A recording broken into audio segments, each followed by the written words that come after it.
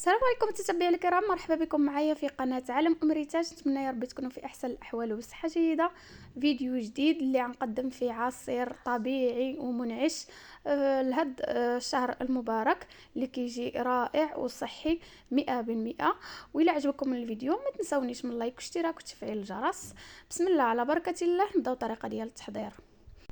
اول حاجه كناخذوا خيزو اللي نقيته وقطعته دوائر. كناخذوا الماء اللي غنسلقوا فيه. انا عملته بالعظم ديالو لحسباش فيه فوائد حتى هو كثيره. صافي كنوضعو يتسلق. من بعد ما تسلق لنا ما يعادل 3 ديال الحبات يكونوا كبار، كنضيف عليهم 3 الحبات ديال البرتقال اللي نقيتهم، وكنضيف 2 بنانات يكونوا كبار في الحجم، وكنضيف كذلك 2 ياغورت بنكهه ديال الخوخ والمونغ اللي كيجي رائع في المذاق. صافي كناخذ الكاس ديال الخلاط اللي كنوضع فيه الجزر كما كتشوفوا. انا ضفته بالعظم لانه فيه فوائد كثيره.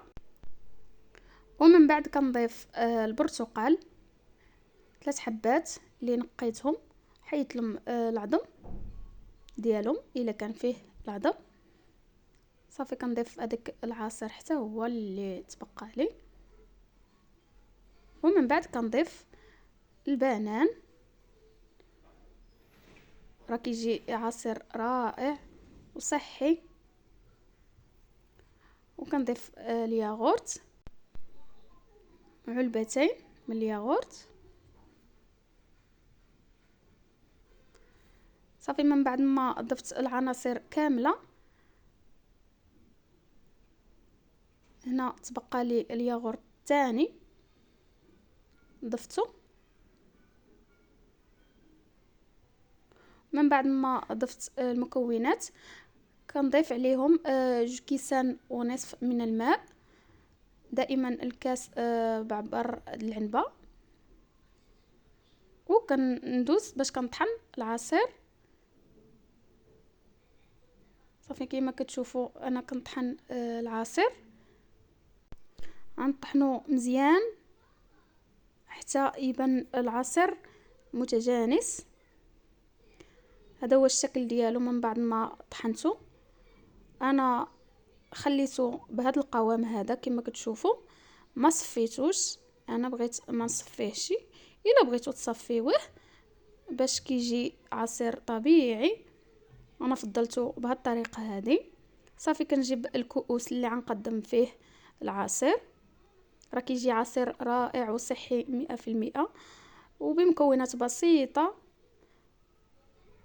توجدي عصير صحي وبمذاق رائع. غير جربوه، راه كيجي لذيذ ما تشبعوش منه، وفيه فوائد كثيره مع الجزر والبرتقال. وكيكون هذا هو الشكل النهائي ديال عصير البرتقال اللي كيجي رائع وصحي 100% ولذيذ ما تشبعوش منه، وبمكونات بسيطه وسهل في التحضير. وإلا عجبكم الفيديو ما تنسونيش من لايك واشتراك وتفعيل الجرس باش يوصلكم كل جديد ديالي. ودمتم في رعايه الله وحفظه، والسلام عليكم ورحمه الله تعالى وبركاته.